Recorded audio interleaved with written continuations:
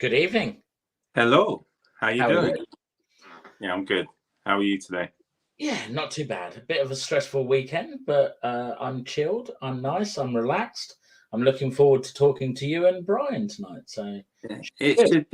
it should be a good show. You know, first show with a great guest. Yes. Well, great. Are we going to say great? A nice guest, shall we say that? Nice guest. Yeah, And nice guest. it, Yeah. it'll be a great chat with Bryan. He always a laugh having the It chance to looks speak. like he's sticking his finger up in the green room at us, Nando. If you look, it's like... Hey, I was being nice, so I'm all good. It was you, but no, it's going to be a great chat. You know, we're going to, a lot of people know Bryan. You know, he's done some great things from Parapost, Network Central, Huntaphobia, Through the Lens, Global Ghost Hunt. But we're also going to talk into his acting career as well, things that he's done, how he got into it. So lots to talk about. We'll have some fun along the way. Is there anything this guy hasn't done? That's the big question, really. You know, he seems to have so many fingers in lots of different pies. It's But no, definitely. But as always, anyone that's in the audience, if you've got any questions for Bryan about any of the subjects that we're going to touch on, feel free to ask, and we will get them asked to Bryan. But shall we bring him on? Yeah, go on. We better add. Yeah. Everybody, welcome Mr. Bryan John Laverty to the screen. Hello. Hey, guys. Hey, how you doing, mate? Thank you for having me on your second show. Yes. As your first guest. Actual guest. So that's going to be well, quite actually, cool. I think I was on your show last week. You was, yeah. Because it was your birthday. We allowed you on because it was your birthday. You allowed me on. Wow. We allowed you on, yeah. That's his words, not mine. Wow. But no, it's always great to have a chat. We were just saying in the back, because me and you, we talk quite regularly, and you've been quite quiet this week, and it's been like, where's Bryan gone? It's been a bit odd not talking to you. Yeah. I really don't know. I don't really have an excuse. I really don't. I've been at the gym a lot the last week and a bit, getting back into shape, and my agent. I don't want my agent to say anything. That hey, what's going on there? You're looking a little pudgy. You're looking a little pudgy. So no, and it's been a great week. Like weight wise, I lost between 10 and 12 pounds in the last 10 days, which has been great. So cool. I'm gonna my goal is probably another 15.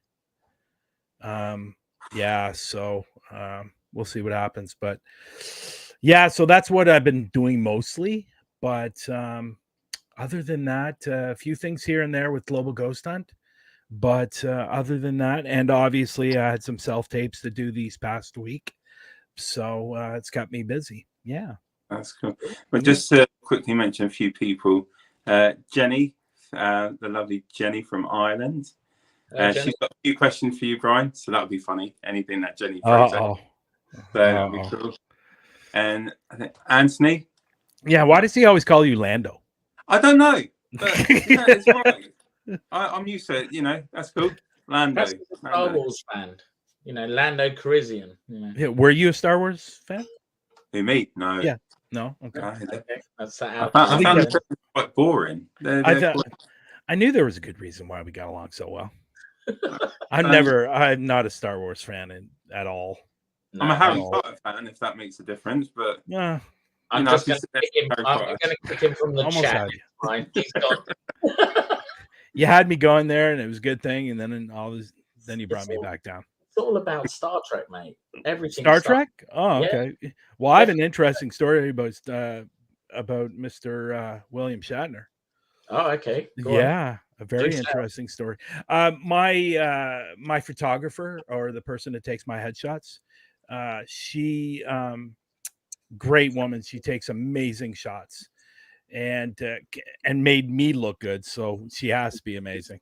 So I asked her. I said, "Who's been your worst, and who's been your best person to take shots?" And she said her best person was Celine Dion by miles. Yeah. Like, apparently she's the nicest person in the world. And there was something happened to one of her family members, and she got a call while she was taking her shots. And Celine Dion actually sent this woman flowers without even knowing who she was. Oh wow! And yeah, and you know her worst person, and this is where Star Trek comes involved. Her worst person was William Shatner. Wow. He was trying to style his wig. Well, yeah. Apparently, he is not a very nice person. Wow. Yeah, and it's funny because I said, "Well, explain. What do you mean?" She gave me an example, and she said, "So I was taking shots. His assistant was here, and I couldn't speak to him directly. I had to go through his assistant, which was literally 2 feet away from William Shatner." Wow. Yeah, because some of the Star Trek cast said the same thing about him. Like George Takei said exactly the same. He was unbearable to work with. Yeah. It had to be all about him and Yeah. sod everyone else on the Enterprise. So. And he was drinking while they were taking pictures, because apparently he is a major drinker, or what is an alcoholic. I don't know if he still is, but at that time he was. So yeah, it's interesting. The acting world's it's like the paranormal world. It's very small when it comes to crap, and it's very small when it comes to drama, but it's very big industry, but it's very small. You know what I mean? Like, it's very small when it comes to drama and crap. And the acting world is exactly like the paranormal world. There's really no difference when it comes to the drama, the backstabbing, the cheating. Yeah, a lot of cheating in the acting world, if you know what I mean by that. A lot of scandals. So I thought the acting world was bad, but when I got into the paranormal world several years back, I go, oh my God, the acting world doesn't even compare. Like, the paranormal world is out of control, and it's only getting worse. Honestly, it's not getting any better. It's getting worse. And you take a look at your timeline on Facebook, or go to Twitter. Twitter's terrible for it. Like, I thought, like, Facebook's bad, Twitter's worse. Like, there's nothing but drama and fighting on Twitter, which is weird because you can only use 140 characters. I can cause a riot on it. Is it 140 or 180 now? Somewhere around there. So that's crazy. I don't keep up with that stuff. It's a shame that something that we just want to enjoy has so much drama involved in it. It is it's not good. No. Not good, but it is what it is. It's something that you have to deal with. And like I said, as much as we'd love to have the para-unity stuff, and we hear the word all the time, in reality, it's just not possible. No. It's just not possible. So, especially when you have people spreading the word para-unity, but don't live by the word para-unity, and that's even worse. Yeah. So. How's the fires out there? Because we've been suffering from the smoke over here. It's been blowing over to the UK the last weekend. That far? Yeah, they put a weather warning out, like, smoke late at night through the density of the wind and that. So we've had a little bit of smoke. Well, I will say it's quite clear today. Last week was bad. You could see you can step outside and you can smell it. But today it's quite clear. We had some rain over the last couple of days, so I really think that cleared it up. Yeah. In all honesty, it took the pollution and crap out of the air. So and definitely the smoke. So yeah. Other than that, I really try not to pay attention to it. In all honesty, it's like, from where I am and from where it is, it's about a 7 or 8 hour drive. So I'm quite a ways from it. So yeah. But I definitely want to thank people that reached out to me and asked me how I was doing, if I was okay, and I thought that was really nice. And I'm fine. I'm here. You are kicking. Yeah, I'm still kicking. I woke up this morning, which is always a good thing, right? Yes. It is. Yeah. So, you know, getting into a bit about Bryan, you know, we know, you know, we've spoken a lot. We know about your background with the paranormal, you know, and we get into that. But I wanted to, you know, go in a different direction and start on with your acting career. Okay. You know, you've done a lot into, you know, with different parts. But how did you get yourself into it? What sort of got you into that sort of industry? It really started when I was in high school. And actually, even before high school, I think junior high, I did my first theater production. And that's when it really started. The teachers always said to me that I have a very strong voice and it projects. So they thought I'd be really good for stage. And that's what ended up happening. I started doing theater in grade 8.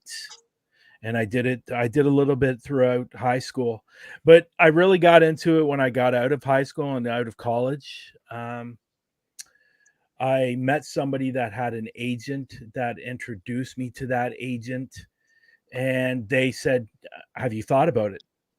I said, "Well, I did it in junior high. I did it in high school. I've definitely thought about it." And so he goes, "Well, get some pictures done and let's see what they look like, and we'll get you out there. We'll get you." And I said, "Okay."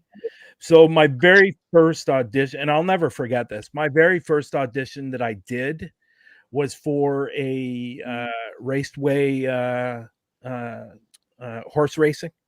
Yeah. Yeah. And I got it.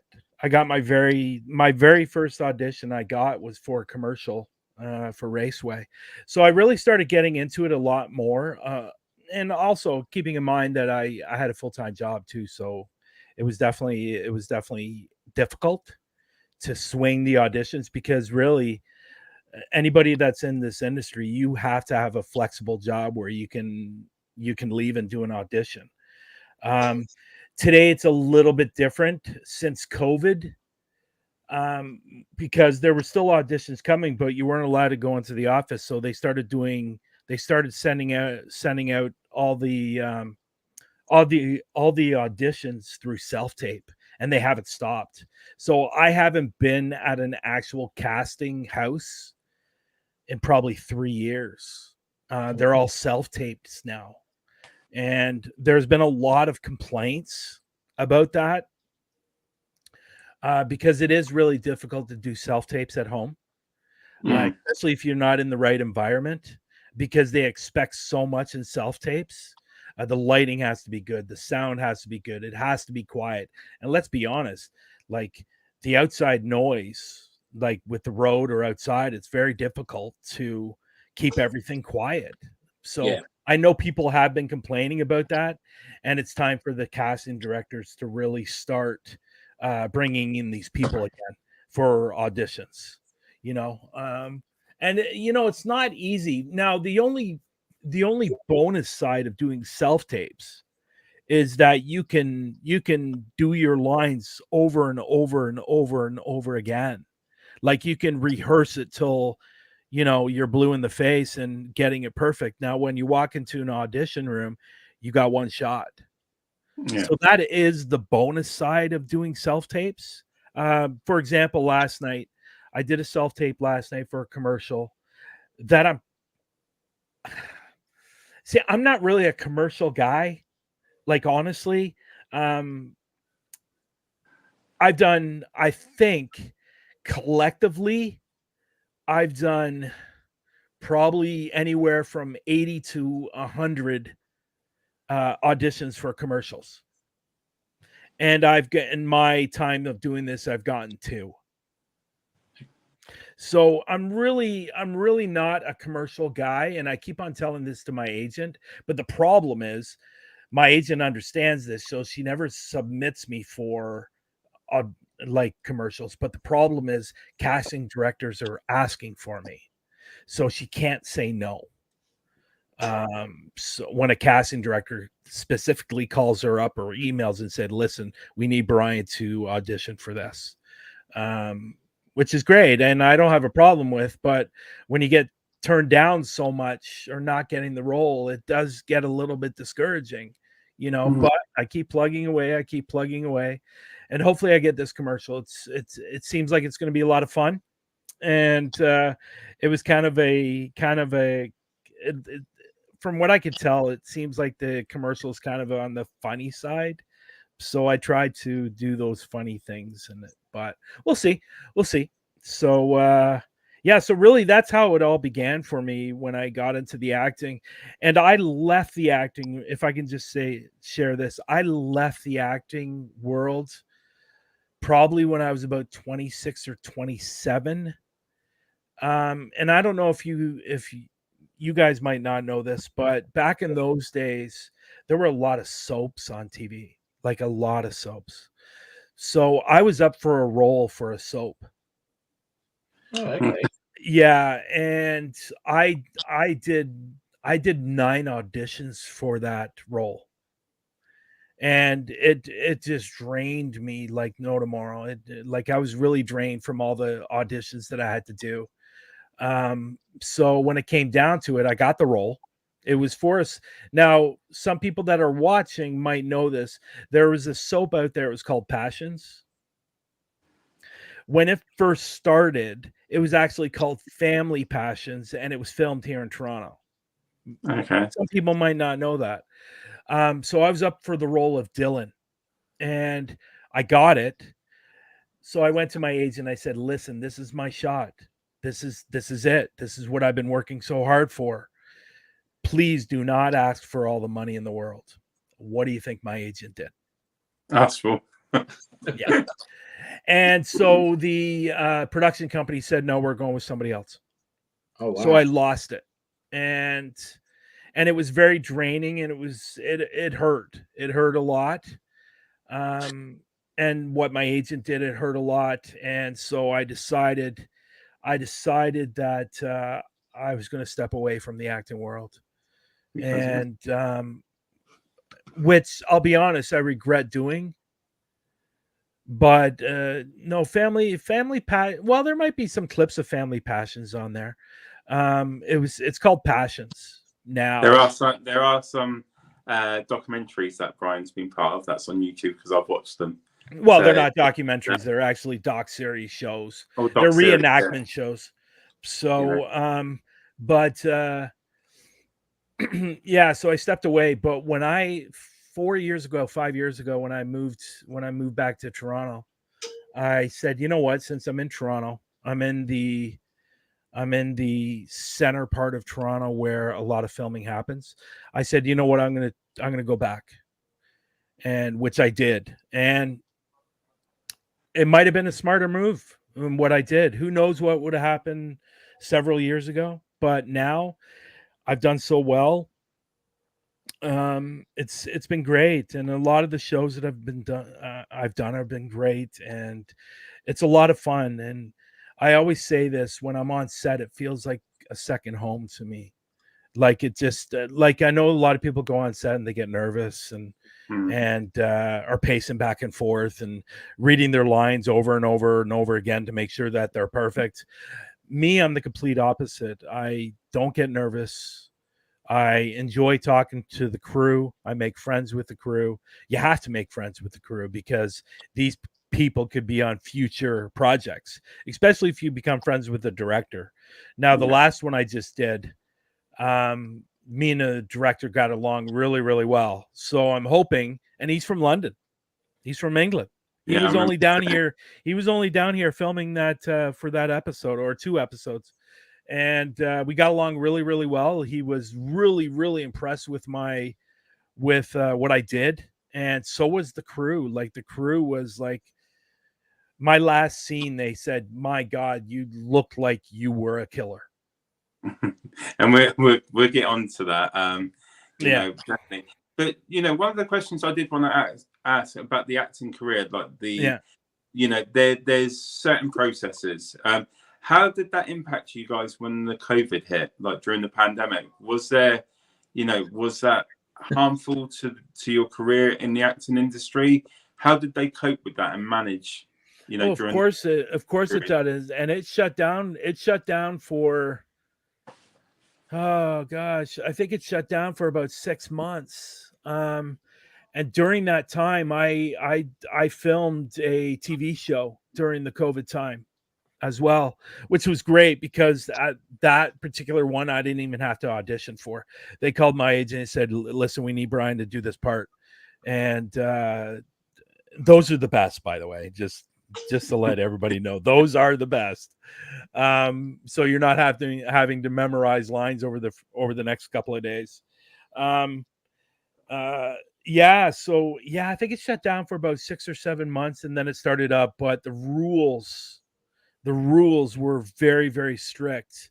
Like you had to wear a mask on set.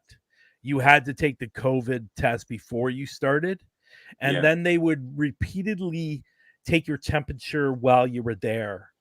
They would ask you questions while you were there. It was a pain in the ass. I understand why they were doing it because everybody's working so close to each other.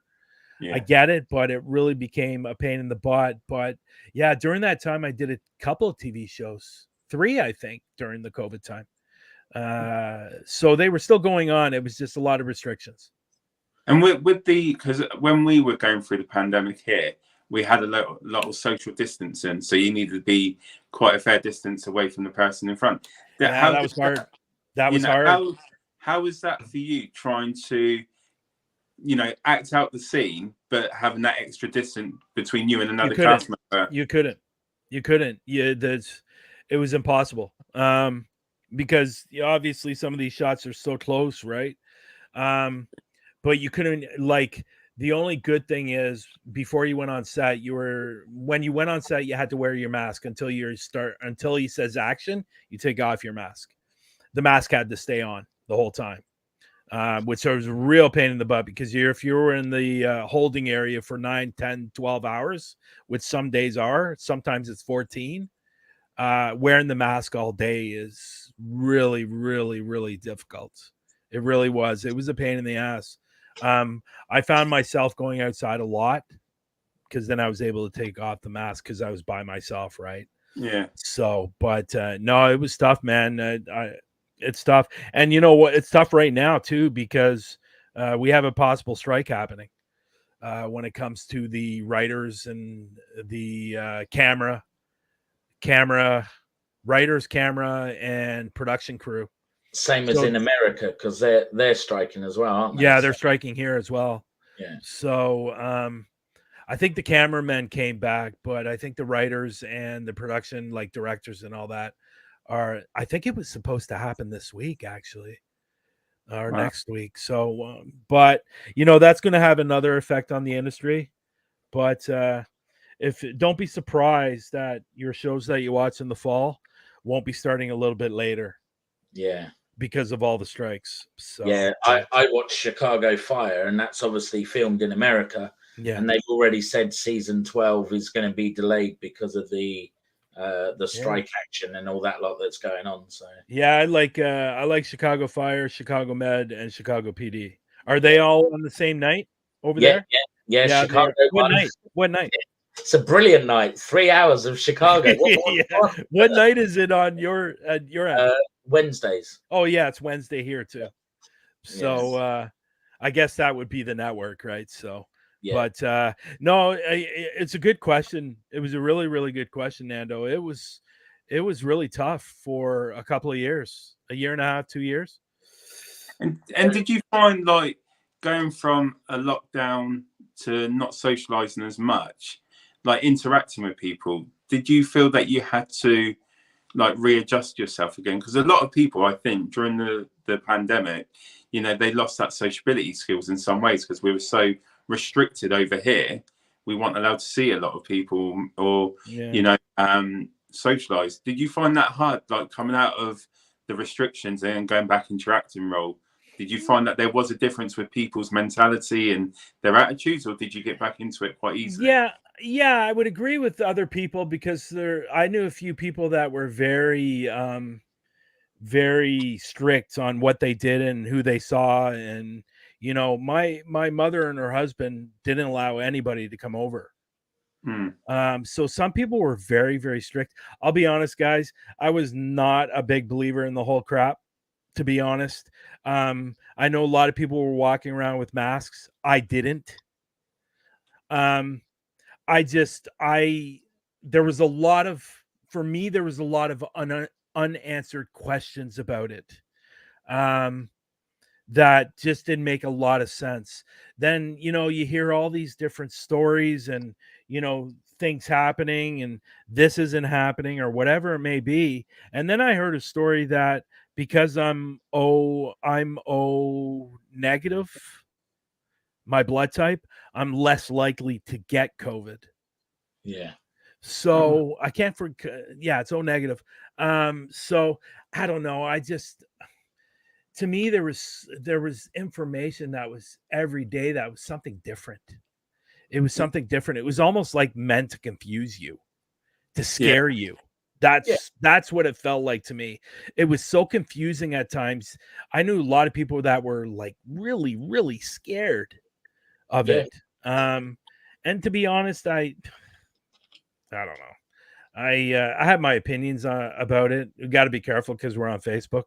Yeah, they don't like this crap, so you got to be careful with that stuff. But there compared to, what I will say, the last set that I was on, which was 3 weeks ago, we still had to wear a mask. Wow. There's still kind of some restrictions. Yeah, there's some still restrictions, but we only had to wear a mask in certain areas. I believe it was on set we had to wear a mask.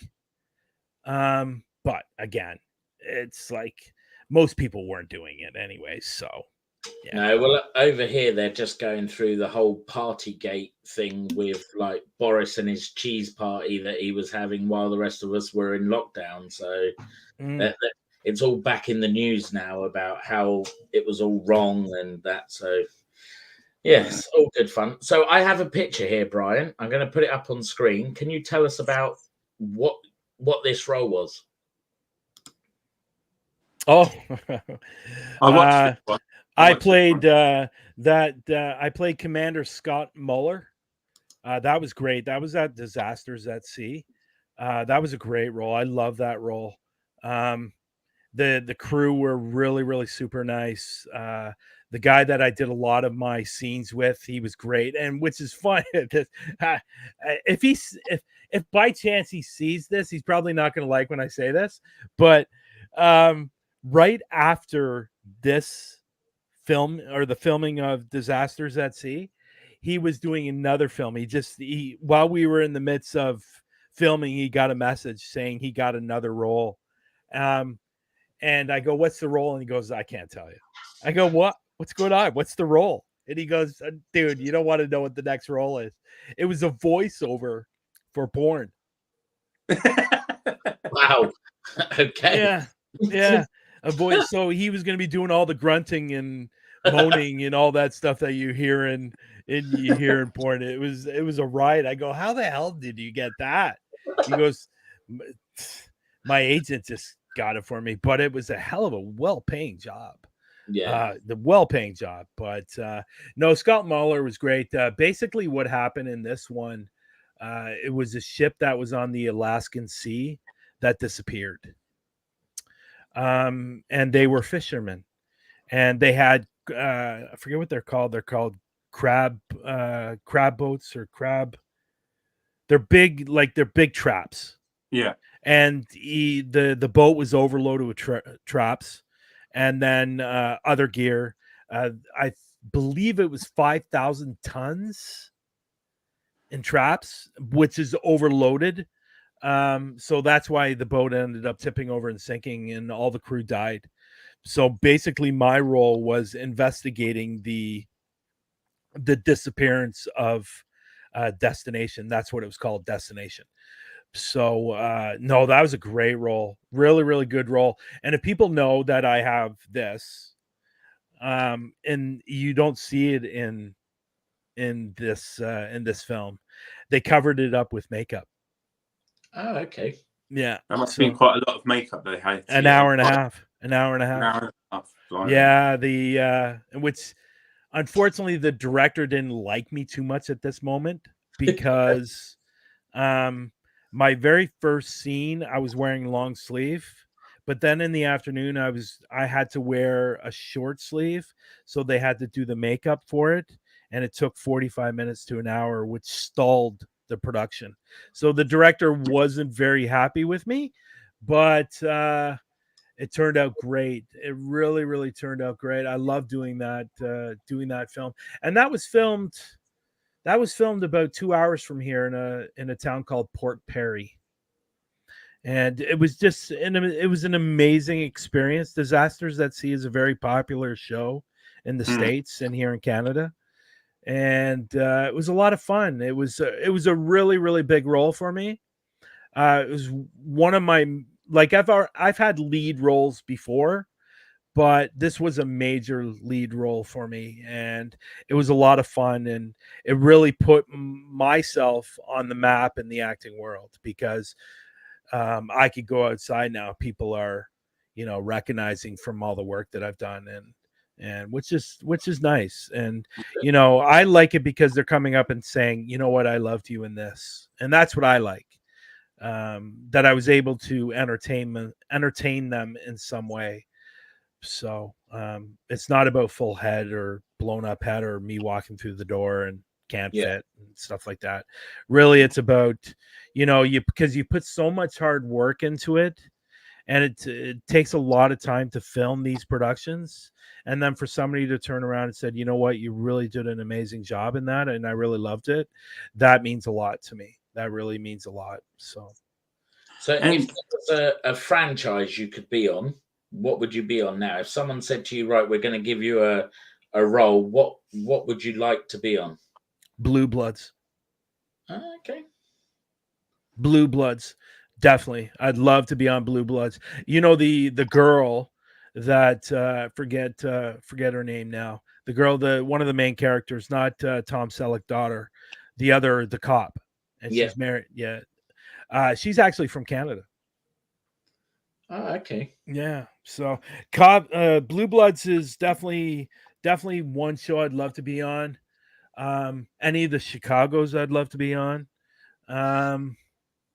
There's a few other TV shows that I'd really love to be on. There's actually a new TV show that's starting here in Canada that I think is going to be quite popular. I would really like to get a role on that as well. And hopefully I will. Hopefully I will sometime soon. So that'd be cool.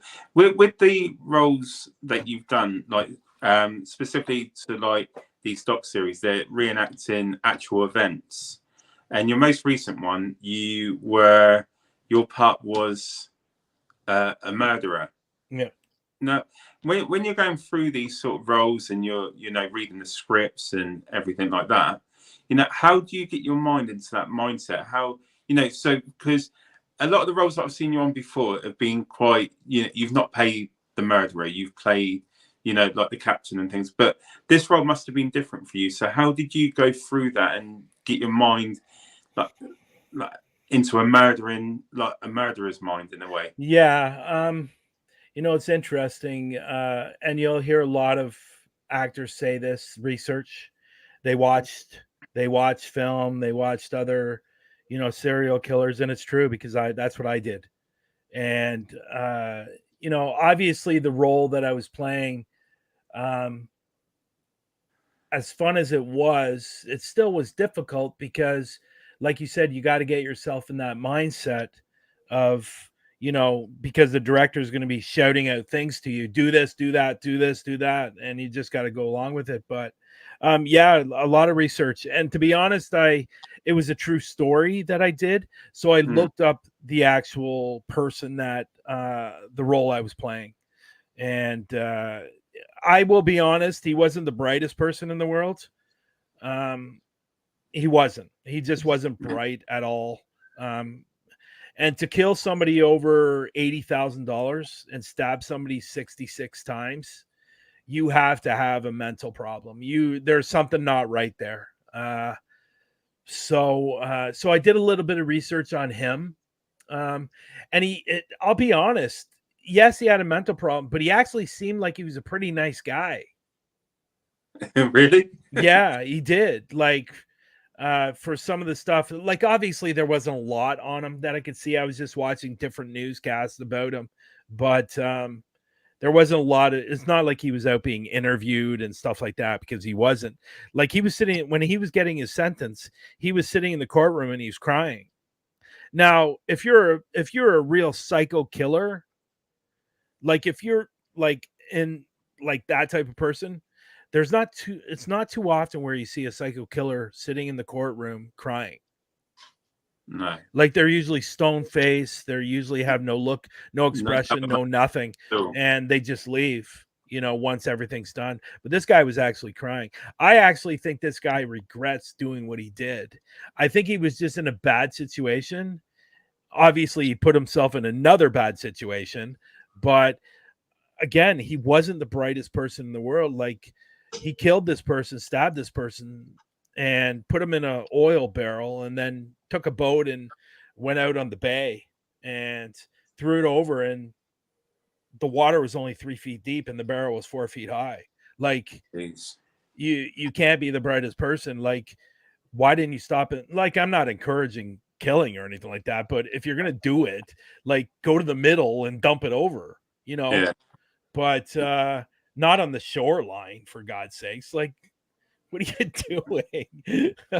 So, and after acting that role, was there, maybe not for you, but did they have some kind of support system? Because going through like a killer's mind and acting out like you're murdering someone, that must take a toll on some people, even though that you've been in the acting career for a long time. Do you find that, is there support in the background for, if you need it? Like, no. To put it bluntly, no. I think I can only speak to myself, or speak about myself. When I get into that role, when the camera stop rolling, I'm out of it. Like, that's just the way it is. That's the way my mind is. Like, I played that role, it's done. Now, I will say, at the end of the day, once filming is all done and stuff like that, your adrenaline is just moving. Like, it's really, really moving quickly. I just try to settle down the first day, and I've done this, and I'll tell you the relationship. This will tell you the relationship between my son and myself. Okay. Everything I do, every time I've been on set, when I leave, every single thing I've done in the last 4 years, I call him. When the day is done, I call him. Like, even if I've been shooting for 3 or 4 days, I call him after every day. I just call him all the time, and he really helps me settle down. I explain what happened during the day. I explain my scenes, and my son is, I will be honest, my son is my rock when it comes to my acting, and he's helped me tremendously calm down, settle down. He asked me once, how come you call me every time, at the beginning when it was happening? I go, and I told him like what I'm telling you guys right now. And so every time I'm on set, he's expecting a call at the end of the day. And we talk for probably about 30 minutes to an hour, and he helps me settle down, puts everything back into perspective for me. And he's been a godsend when it comes to that. And you guys know, I love my son. I love my son to death. And he's been my rock through all of this. And he's very, very supportive. He gets very, very excited when he finds out that I've gotten a role, and he's going around telling all his friends and stuff like that. And so, but my ex-wife is not so impressed. Okay. There's always going to be someone that's not impressed. I don't know if she's not impressed, but I know it's one of those whatever, but I know her family's impressed on the amount of stuff that I've done. They're always wondering when my next project is. So, but no, my son's great. I love talking to my son, and after every shoot. Yeah, that's it. So it's like your safety place in a way. Yeah, right? Yeah. And I think he really helps me get out of the role that I've just played. I think he helps me a lot. I think he helps me more than he thinks he does. And especially this one. This one was tough. I will be honest, this one was tough. Because I've never played a killer before. And the director's coming up to you and say, you know what? And I had a little bit of a funny moment with the director. And I think I told you about this, Nando. So I was doing this one scene where the guy that I actually killed comes into the room, and we're actually starting to get into a squabble or a little bit of a fight, a little bit of a yelling match. And so I grab him, and then they cut, and I turned to the crew and I said, is it bad that I'm thinking about my ex-wife during this scene? So they had a real good chuckle about it. And he goes, no, play with that. I go, no, I was just really kidding. But no, it's more. Oh, he's paused. Right, he'll come back. He will come back. So why he's got that very strange face on? Am I back? Yeah, you're back. Yeah, okay. Back. Okay. That was a worry. Yeah, that's weird. That's karma, right? I said something about my ex-wife. Yeah, she's back. She's haunting me. She can hear you. But playing the killer, did you find it hard, like personally? Because you're not, like, we know you quite well, you know, as you know, we speak to you all the time, and you don't have that sort of mentality. And the thing I'm trying to work out is, you know, is it hard to get into that sort of phase of having to pretend to be a killer and act out a killing scene when you haven't got that in you? As well, does that make sense? What I'm trying to ask, like, we know that he hasn't. Well, we know he hasn't. Well, he hasn't, but you don't know me that well. No. Okay, that answers my question. Yeah. No, you know what? I find it very easy to slip into a role. I don't find it difficult. And I think I could pretty well play anything once I put my mind to it. And that's why acting school for me was important, you know, because they really help you develop. They put you, see, I would consider myself more a method actor. So I tried to think of something that would put me into that mood, into that angry, because the method acting is an old way of acting. There's not a lot of method actors out there anymore. Like Al Pacino and all those guys were all method actors. And that's what I do. I think of something. I'll be honest, guys. Most of the time I'm thinking about my I have a lot of hate towards my adopted father. So, and I know that's sad to say it because it really is. But I have a lot of anger towards him, and I think that's where I draw a lot of my anger from. I start thinking about my childhood, and that's what happens. So, but then at the end of all that, I have to come out of it, and that's when I talk to my son, and he helps me get out of. Most of the roles that I've done have been really that challenging, but the killer one was because I'd never been a killer before, and I wanted it to look good, and the director said it looked good. So we'll see. We'll see the final product. Yeah, in October. A weird question: did you enjoy playing that role as a killer? No, I'll be honest. No, I didn't. It's not really me. It's not really me. Yeah, and I know it's acting. I thought it would be fun because it's something different, but no, it's not me. It's not me at all. And if I had another opportunity to play killer, obviously I wouldn't turn it down. But if I ever got to the point where I could choose roles, I don't think I would do that role again. So yeah. So I don't like it. I don't like it. Going along the lines of, you said your son is your go-to. Yeah. Does he get involved with the paranormal with you at all? Yeah, he has. The very first season when it came to YouTube, he was coming out filming. He did a lot of filming with me, and it's not really his thing. To be honest, like I took him to Burwash prison. He liked the prison just because of the prison, but after a while he looked bored and he go, yeah, I'm ready to go now. I wanted to stay all night, but these guys wanted to go, and I'm glad we didn't stay all night because it was a 45, like it was a drive from here to Burwash was almost 5.5 hours drive. And then I didn't realize this when we got there. We had to park somewhere, and it was another 45-minute walk. Oh, wow. So, and it was in the middle of nowhere, and we got bitten alive by bugs.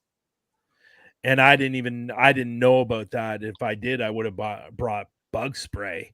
Yeah. But when we got there, like my whole back was covered in blood. Jeez. Because of the horse flies and the deer flies. And luckily enough that there were people there that gave us bug spray.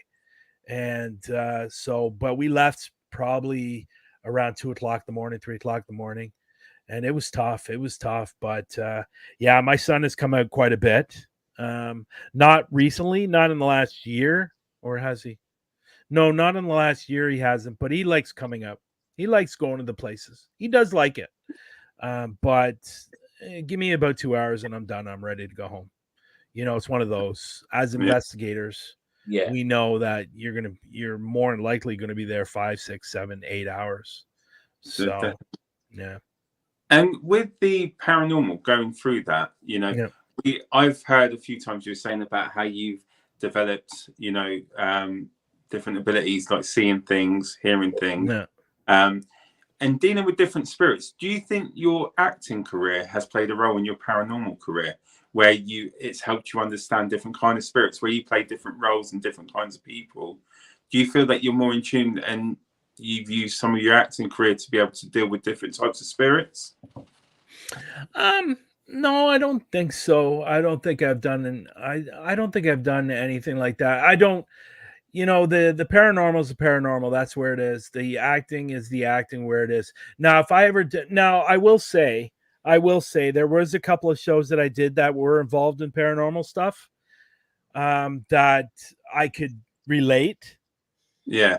I could relate easily. And I would tell the director that, you know, I'm a paranormal investigator. Oh, great. I didn't know that. And some of the jobs that I did get was because I was a paranormal investigator. And they found out that I was a paranormal investigator, which was in line with the actual show. So, and that was good.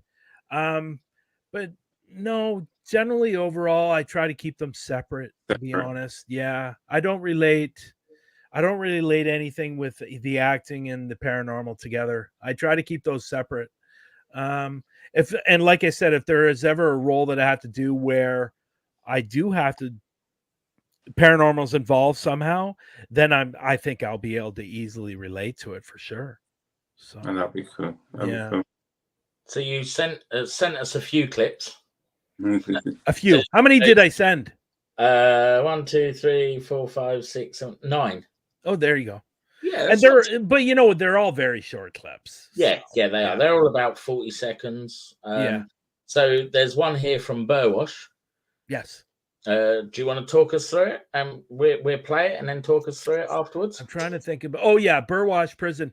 Burwash Prison is a phenomenal place. Now, Burwash Prison is one of those prisons where they didn't really have a lot of bad people. It was more one of those prisons that people were going to this prison, then eventually going to another prison. That's kind of, and so the prisoners that did stay there were only there for 2 or 3 years. So these were like petty crimes, like stealing a car or theft or something like that. But there was a couple of people that did stay there that were very, very bad people. Let me put it that way. There was one guy that stayed there that he killed his mother. Oh wow. Yeah. And he buried her. I believe he either buried her or threw her in the water somewhere in Lake Ontario somewhere. Either way, He was eventually arrested. She had disappeared 3 years earlier, I guess. She had been missing for 3 years. They finally discovered or found her body, and he was arrested and thrown in jail. But this was a stop that he wasn't going to be spending the rest of his life there. It was just mainly a stop to go to Kingston jail, which is the more popular jail for those kind of crimes. But Burwash is a great place. It's out the middle of nowhere. Like I said earlier, it's about a 5-hour drive from me. There used to be a small town around it, but that's basically gone. But Burwash Prison's great. Basically, the clip that you're going to see, the room that we were in, it looks like the room. There's a stage. It looks like the room where they would be showing the movies. But as we know, sometimes some of these prisons, because of the stage and because there was a stage there, it was a little weird, to be honest, like a stage being in a prison. But we figured they maybe did some productions or something along that, and that's what this clip is about. Okay, yeah. Here's the clip.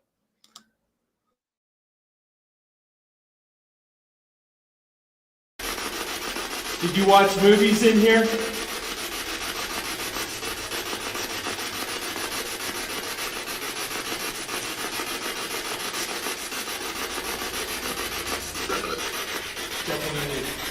Definitely. That was definitely.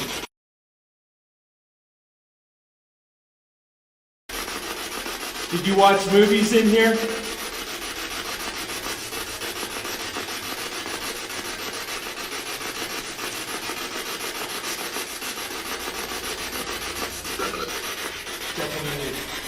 Definitely. That was definitely. That was pretty clear, really, wasn't it? Yeah. You can't argue with that. Yeah.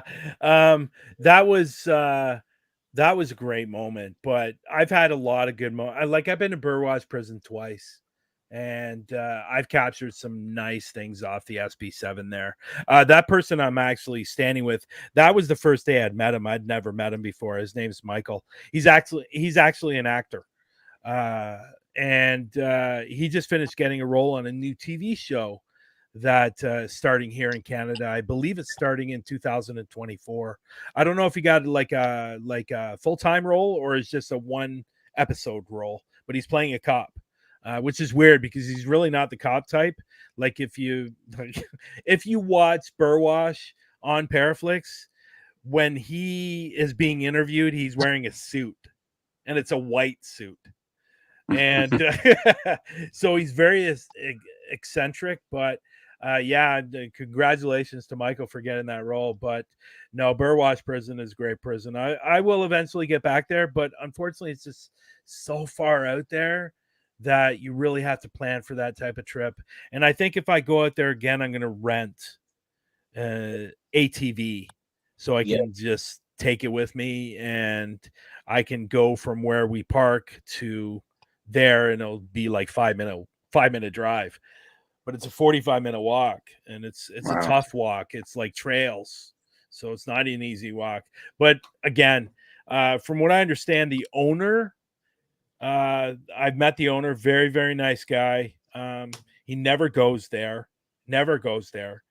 I think he paid like a couple $100,000 for it. He bought it off somebody, and but he's planning to put a road to it. So hopefully the road will get done soon. And once that road's done, I'm definitely going to be there. So, yeah. Fair enough. So we have another clip from your great UK tour at Sherwood Forest. Ah, there you go. I thought you guys might enjoy this. Oh, absolutely. This is the one with Ralph and I can't recall the girl's name. Is it Kate? I can't recall the other, but obviously I was with Lex. They took us to Sherwood Forest, and there was a certain part in the forest where apparently the Vikings settled. And so we start asking questions to the Vikings, and this is what happens. Are you hiding from us? Are you hiding from us?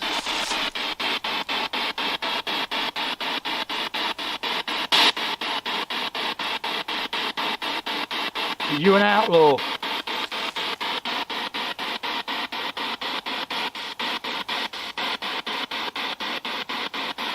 Are you a part of the Viking settlement camps that were here? Of course. Yeah, of course. Of course. There. That was so good. Thank you.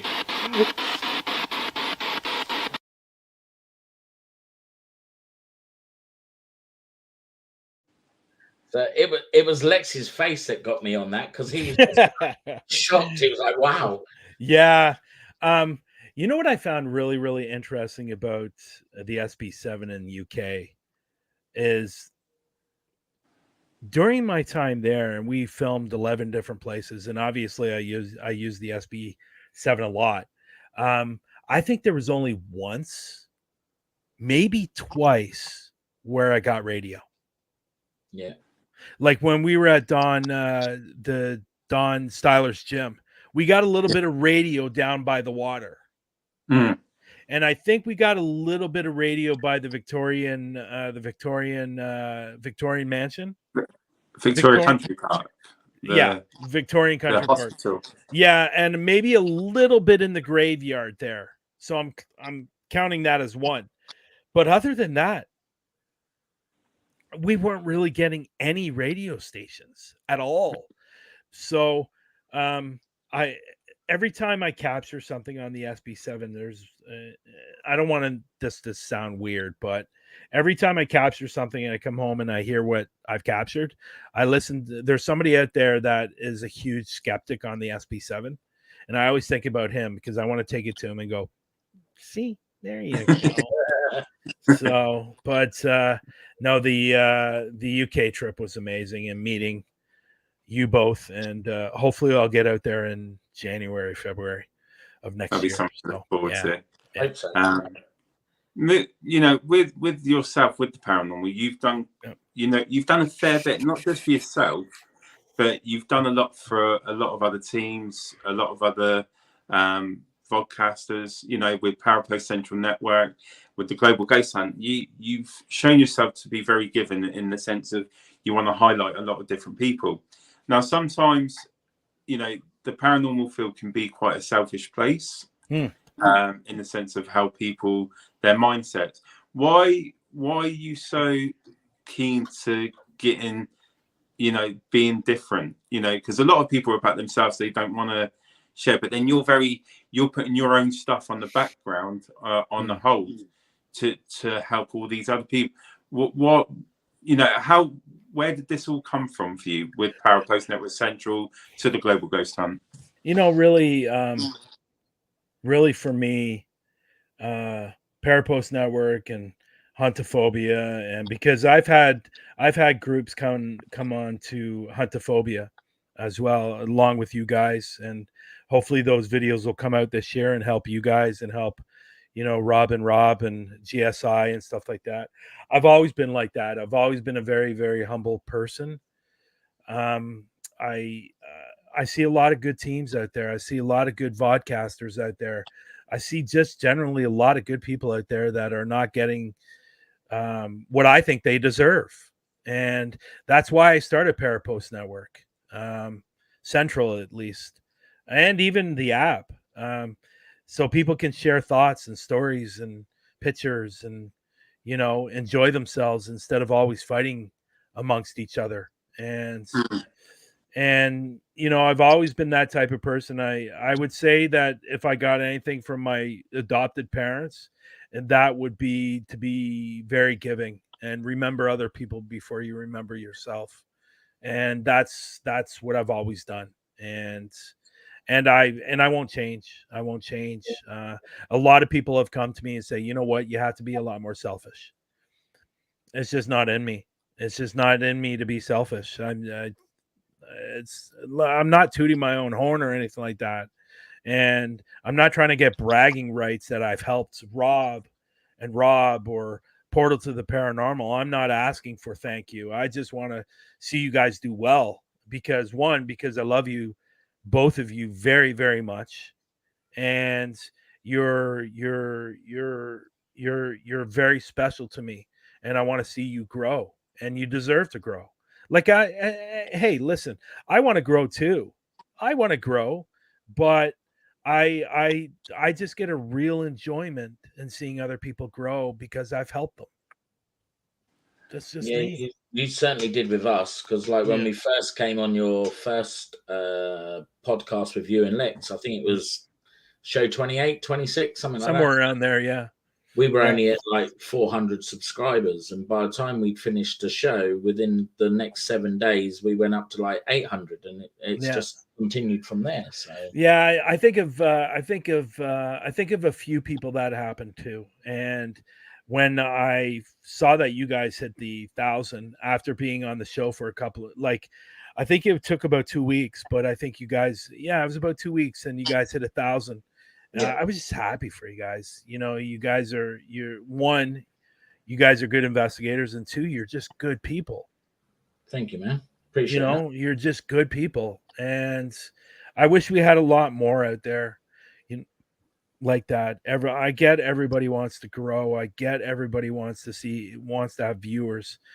But I wish people would get out of their heads that just because you pick up a camera doesn't mean you're going to be the next Jason Hawes, or who I'm not going to mention the other person's name because I know that's a touchy subject with one person in here.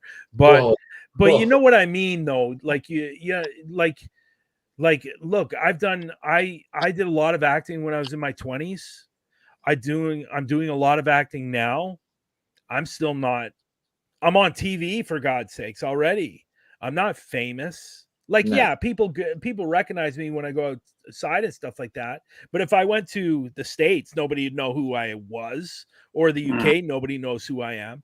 But I think what people really, really need to get out of their heads, and I'm sorry, there's people out there who will say, well, I'm not like that. No, yeah, you are.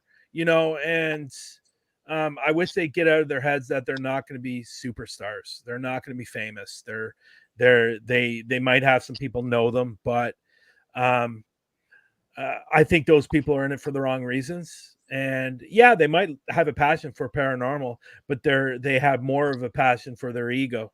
And I don't know. I just I think it's sad. I think it's really sad, but I get why people want it. I get it. I get why people want it, and they want to show their evidence and get out in the world, and everybody can watch them and stuff like that. I know a girl. She's on Instagram. We became friends on Instagram. She's very, very nice. I knew her right from the beginning. She ended up getting a TV show on the Discovery Plus. Wow. And they showed one episode, and that was it. Wow. It was taken off the air. And for whatever the reason may be, she doesn't even know why. But she's great. She's a great person. But unfortunately, and this happens to a lot of people in this industry and the acting world, once they get to that point where they are starting to make a lot of money and they are starting to get known. I think it happened a little bit to this girl, but then she was brought down to reality when the show was taken off the air. I asked her to be on Through the Lens, and she goes, "Oh, well, I'm going to have to speak to Discovery Plus to make sure I can do it." I remember you saying about this. Yeah. Are you freaking kidding me? Like, give me a break. And so you're not the one from the UK. This is somebody from the States that I'm talking about. And she was so nice. I knew her right from the beginning when she had 30 subscribers on YouTube. I think she's up to about 8 or 9 or 10 or 8 or 9 or 10,000, 12,000. I'm not sure. She's up there, but she got 9,000 followers on Instagram. And but I think for a moment there she forgot where she came from. But then as soon as that happens, you're brought back down to reality. You really are. But hey, it is what it is. I get it. I get why people want to be on TV. I don't think it's about the paranormal. I think it's just about them being famous. Well, we all know the Discovery channels actually should be renamed the Zach Baggins channel because, Yeah, Yeah. Anyone does well on that channel, he gets them taken off air. Yeah. That's why the Patrol will never be on it. Well, I really wish the Sci-Fi Network would really start doing more instead of just showing repeats all the time. Because I'll be honest, I think the Sci-Fi Network is better than where I think it's better for the paranormal stuff than Discovery Plus. So if Sci-Fi came back, if the owner of Sci-Fi or the CEO of Sci-Fi would get his head out of his ass, that channel could probably do a lot better than it does, because all they do now is show repeats. So, yeah. I just want to go back to a comment that Jenny made as we're on the paranormal subject now, and it's quite funny, this one. So Jenny asked the question, I don't know if you saw it, Bryan, if money wasn't an object and you can investigate anywhere in the world, where would it be? But she's asked for your top 3 locations. You guys are foolish because you know what mine are. Yeah, I don't know your ones, actually. She's only saying that because I asked that question on Through the Lens every time. That's what I thought. So, I don't know your ones, actually. So it'll be good to know. Well, you will. You'll go, oh yeah, that's right, when I say them. There's one that slipped up to the top or near the 3rd spot, and I know it's probably never going to happen, but the other 2 could happen, I think. First, Suicide Forest. Japan. Yep. Yeah. That's my top one. Second one is the Dead City outside of Cairo. I've heard you say this one, yeah. Yes. And my third one would have to be Alcatraz. Nice. And I just saw a video the other day. I don't know how they did it, and I don't think they spent the money because they don't have the followers for it. But they were in Alcatraz. They filmed in Alcatraz. So maybe Alcatraz has opened it up to be a lot cheaper than what it is, because $24,000 is crazy money for a night. So, yeah, those would be my top 3. Suicide Forest is my number 1. Maybe when you come back to the UK, we should all go over to Ireland and ask Jenny to take us to Spike Island, the prison that's out there, because apparently that's meant to be quite haunted. Yeah, my 4th one used to be my 3rd one, is now my 4th one, is the Island of the Dolls. Would be right up there as well. But Island of that's not too far away from Mexico. Wow. I have to Google that. Yeah, you have to cross the border. You have to cross the border in Texas to go there. Island of the Dolls is one, but I'm not a fan of snakes. And apparently the island is covered in snakes. Yep, no, that's me done. Not for me, sorry. I had 3 friends. I don't know if you guys have heard of this group, but they're called the Nightmare Project. No. They're on Twitter. They're on Paraflix. They attempted to go there. Did they? And they got there. They got on the island, and then all of a sudden another boat pulled up, and it was pirates. And they took them off the island and took all their stuff, and they thought they were dead. And they drove them on the other side, took all their stuff, and left them there. But they got that close to investigating. Apparently, that island is absolutely incredibly haunted. I would love to go there, but I have a real problem with the snakes, so yeah, I won't do it with snakes. Get the snakes off there. I'm more than happy to go. What's that? No, I was just going to say snakes. That's not cool. With all the investigations that you've done, is there a highlight of one of your investigations that sticks out to you the most? Oh wow, that's a great question. I think it would have to be my very, very first investigation that I ever did. I wasn't with Huntaphobia. I was with an outside group, and this was the very first time that I went out on an investigation with a local group. And, as you guys know, I'm not big on the demonic thing. but there was something demonic at this place. This is one of the 5 times that I've seen something demonic, and that probably stands out the most to me.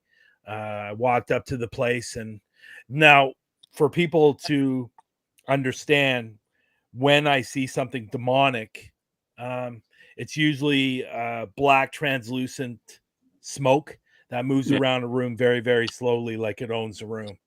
And that's what I saw when I walked into the place. I already knew what I was going to encounter when I was walking up to the door. I could just feel it. And when I walked in, there it was, hovering the room. And that one will probably stick with me the rest of my life. That one really stands out to me. So it was a scary moment for the family. It was a scary moment for me and the other investigators. And that was not I don't even know whatever happened to the house or the family. From what I understand, the family moved. Nothing could be done with it. They ended up moving. I don't know whatever ended up happening to the house. So I never went back. I was there one day. They went back there. They went back for 2 more. They went back 2 more times, and I wouldn't go back. I wouldn't go back to that place at all. Wow. Would you go back now if you had the opportunity? No, I wouldn't. No. Like, I don't understand. Like, this is what I don't understand when you see all these people talking about demonic and I got scratched by demonic. I don't know what's wrong with people, but when I see something demonic, I'm not sticking around. like I love paranormal, but I'm sorry, I know what demonic can do to you. And like, it happened to a friend of mine when I was 18 years old, and he almost died. So I'm sorry. And it's funny because I think Matt said this, or maybe it was you, Nando, said it. If Zach Baggins was really in a place where it was haunted and it had demonic, I don't think he'd stick around. No. I don't think I think he'd be running running out of the building with his tail between his legs. Yeah. And I don't think he would even know what to do. I don't think anybody knows what to do with something demonic. And like I said, my friend almost died being scratched by one. And no, I have no interest. If I know what's happening, no, not even staying. And on that, with the demonic entities, when you're watching a lot of big YouTubers, TV shows, not specific ones, but a lot of them, when something like that, they're very quick to say is something demonic. Do you think it's actually very rare to come across something demonic? Or, yes. Like, it's not as it's portrayed on TVs and things like that? Yeah, I've seen, in my lifetime, I've seen 5. Apparently, people on YouTube are seeing them every week. I just don't understand how that's possible. Like, obviously, I'm going to the wrong spots. So, it's just ridiculous. And I understand it's clickbait. It's clickbait. When you're putting something on a thumbnail that's something demonic, all it is clickbait. And I've watched many videos where they said something demonic in it, and I clicked on it to watch, and it was nothing demonic. It was just clickbait, and that's all it was. I just demonic thing is, unfortunately, is just such a negative word. It really, really is. Like, if you were to talk to Ken is the polar opposite. He thinks there's nothing wrong with them. I think they're just portrayed as something evil. But I've been in situations where they've done evil things. So, but I don't know. I think there is such a thing out there, as much as I don't like it and like saying it, but I think people overuse it and overdo it a little bit. So yeah, well, that's pretty much every YouTube channel of certain people. It comes up attacked by demon. I don't think I've ever put anything. I don't think I have 116, 117 videos up on YouTube. I don't think I've ever put anything in my thumbnails demonic. No. Maybe one, because there was something demonic there. But I don't know. I don't get it. Okay, I do get it. People want to do it because they want people to watch their videos. I get it. But, it's disappointing. It really is disappointing. So going on to Global Ghost Hunt, what was your thoughts when you were sitting at home and suddenly decided to come up with Global Ghost Hunt? How did that come about? Well, looking back at it, stupidity would probably be my first word for it. I thought you was going to say. No. You know what? When I was with the other one, and I was only with him for like 3 weeks, I thought that like right off the bat, it was something I thought I could do, and I could do better. That was my initial thought. So when I went to Matt and AJ about it, and they said, "Yeah, go for it," I just thought it was a great opportunity because I think it was probably about a week before I heard about a location being torn down. And then probably 2 months before, I heard about another location being torn down here. It's probably about an hour and a half from me. It wasn't torn down recently. It was torn down years ago, but it was torn down. And apparently it was very, very haunted. And it was a hotel. Right. And that just got me to thinking. That really, really got me to thinking that maybe we can do something that will be great for teams, but also great for locations. Because the other event really doesn't focus on the locations. It's more about the teams. I thought we could do both. And that's really why I wanted to start it. And if I knew then what I know now, I might have had second thoughts.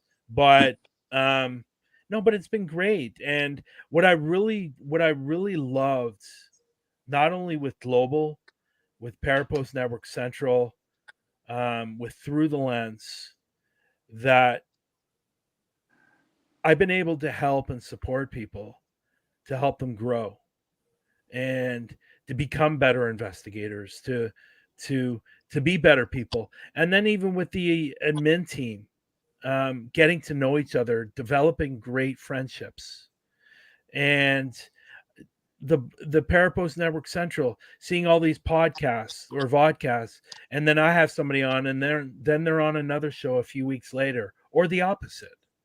It's just been it's really been wonderful to see. But Global Ghost Hunt has really been a joy. It's been a lot of work. It's been a lot of hard work, yeah. But nothing becomes successful unless you work hard to make it successful. So, and I think we're on the right path. I think we're on the right path to make this to be the number 1, number 2 event in a couple of years that people are going to want to be a part of. And it may not, but I'm hoping it does. And I think everybody on the admin staff are really pushing it to happen. So, but with all that being said, if it doesn't, we've all developed great relationships and great friendships, and that's what's important as well. Bryan is coming to Ghostorama. Ghostorama. It's in August. It's out in Michigan. That's Dan. It's Dan Holroyd.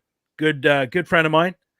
He's hosting the event, and he's invited me to come out there, and I'm definitely going to try. It's probably 90% I'll be there. There's another 10% that I'm not sure yet, but I'll probably be there. Dan is a great guy. Dan is part of Global Ghost Hunt. He's a spokesperson. He's just taking a little bit of hiatus because he's medical reasons. So lovely to see you, Dan. Lovely to see you. It's very rare that he gets into these shows. Okay, well, thank you for joining. Yeah. Great.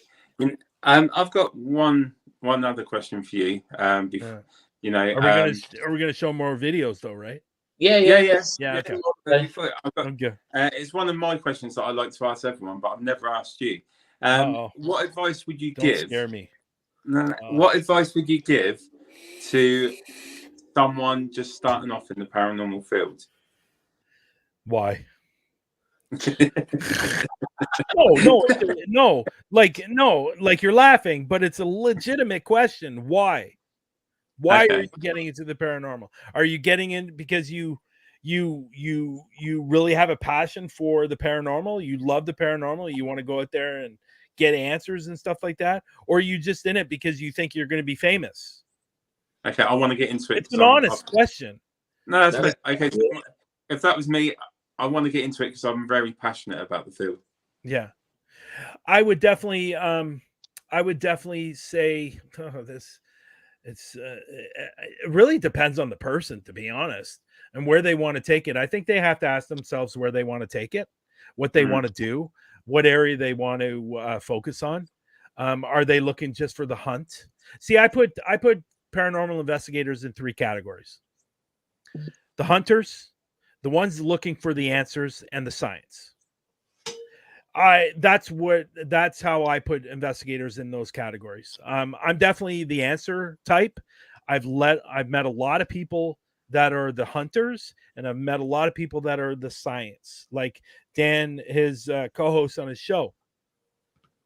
Not Dan's show. Sorry, Dan, not your show.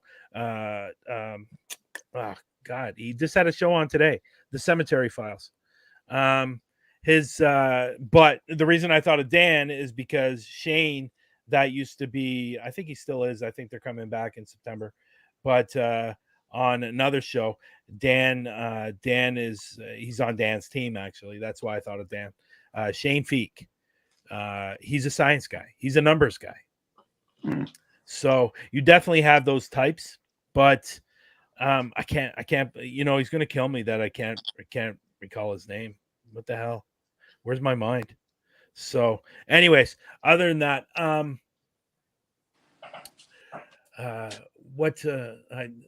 lost my train of thought. What was the question again? What advice would you give someone? Oh yeah, that's right. Let's give him a bit of a break. He celebrated a big birthday last week, so give him a stop it. Yeah, I would definitely my suggestion for a lot of people that have come to me and asked me, try to find a local team that you want to go out and see if they'll invite you to come out. Yeah. So, and which is true, he did have brain surgery. Find a local team and see if they will take you out, and you can just tag along and watch. And I think you're going to have a really, really good idea if you want to be involved from doing something like that. And if you are, don't go out and spend thousands and thousands of dollars on equipment. All phones have cameras. Go out, film a location with your phone. If you have a voice recorder, do a voice recorder. See what you think of it, because let's be honest, guys, there's a lot of times you can go out and be there for 6-7 hours and capture one thing, or capture absolutely nothing. Yeah. So you definitely have to have patience for sure. But I would suggest for a first timer, I would suggest that for sure. And then once you've established that this is something you want to do, start researching on places that you want to investigate, and start knowing these places. Connect with other people online in the paranormal world. Ask them questions. You're going to be asking a lot of questions, because if you want to take it seriously, these are the things that you need to do. In my opinion, everybody else might have their own opinion, and that's fine. But yeah, doing a lot of research, and then try to get a team together. Don't go out by yourself. I would never suggest that. Get a friend to come out with you and start investigating. If you like it, continue doing it. Then once you really start getting into the equipment, don't buy everything at once. Buy like a K2. Buy like maybe a REM pod. Stuff like that. Start out small, because what I'm finding today is everybody's buying the latest thing, the new gadgets that are out there. And to me, that's just a waste of money. It really, really is. And, obviously we have Todd Sylvia, that is part of Global Ghost Hunt when it comes to his equipment sales. And if you're going to get into the SLSs and stuff like that, I think those are really, really people that are experienced. I think generally most times people with the SLS are using it wrong, because really it's supposed to be stationary and you're not supposed to walk around with it. And pointing it at a wall that's a blank wall, not at a bunch of stuff that's sitting there. That's going to create a figure. Yeah, like that's going to create a figure for sure. But yeah, that would be my suggestion, starting out small, just getting a feel for it, something that if it's something you really enjoy, then continue doing it. And once you've gotten into it a little bit more, then start getting into the equipment. I'm old school. I don't like all the fancy equipment and stuff like that, like my camera, my SB7, my voice recorder. I might use the FLIR every once in a while. Did you get that? Did you end up getting that FLIR, Rob? Because remember when we were talking about it, you never got it? Not yet. No, I still want to get one. So. Yeah, they're a lot cheaper. When I first got it, which was almost a little over 3 years ago, it was over $500. Yeah. Now it's like under two, I think now, or no, under $3. At the moment, you can get them for $289 on Amazon. So, yeah, and like I just and I said this a couple of weeks ago. I think I said it on Through the Lens. One thing I've noticed with this industry over the last couple of years, people have made this industry so bloody complicated. Like it really doesn't need to be that complicated, but I don't know. I'm like Dan. I'm old. Dan's old school too, and I know he uses some of the equipment that Shane has built, but I think overall Dan's old school as well. I'm old school. I like it that way. Look how much evidence I've captured. And it hasn't been really anything fancy. It's been a microphone on a camera or an SB7 or a voice recorder. It's not like the SLS or the fancy REM pods and stuff like that. You do seem to pick up a lot of good stuff. There's a clip here from the church where it says, "Please come back." Yeah. Oh, you know what? When I this one's creepy. This one's really creepy because I've been to the church like 5, 6, 7 times, and I've never ever encountered something really bad there. Like I've walked into the place and I've captured "Get out, assholes." Like it said that, and it said it twice. So it's not really, it hasn't been anything bad, but that voice. The voice is creepy, and it asking us to come back is even more creepy. It's like something you'd see from a movie. Okay. Like it's just really, really, really, really creepy. You have to really listen to it, but you can hear it. And I do audio boosted in the second clip of it. So okay, here it is then.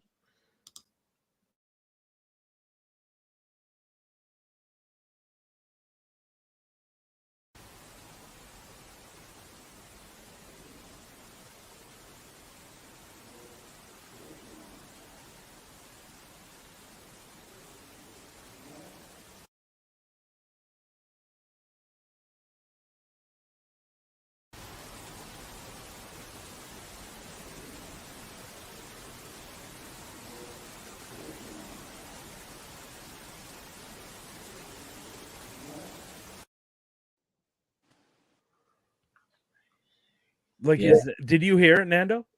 The second time I heard it, yeah. Isn't that not creepy as especially when you're staring at that wall and then all you hear is that? It's like, wow, okay. Yeah, that was it was like when I heard it, my mouth nearly dropped.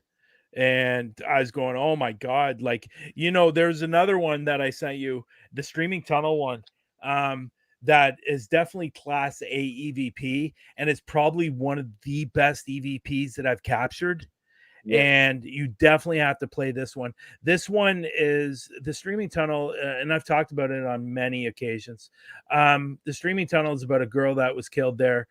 They don't exactly know how she was killed. But I didn't send you this clip, but there was a clip that I did get through the SB7, which kind of answered that. Anyway, there's 3 different stories to this tunnel of a girl getting killed, assaulted, and then set on fire. It's really, really unfortunate what happened to this girl, whatever the story is. I think I know what happened because I captured it. I didn't send it to you, but I was standing outside of the tunnel and I was walking back towards the tunnel and I heard something to my left, but I wasn't sure what I heard. But when I got home, I put in the SD card because that's what I did right away because I knew I knew it was something. So I got home, put in the SD card. I went to this part and my mouth dropped and I went, holy crap. This is definitely Class A EVP at its finest. It's really, really super cool. All right, here we go then. Which way do I go? Point me in the right direction. Do I go straight or is it behind me?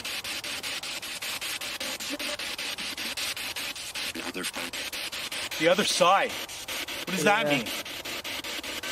What does the other side mean?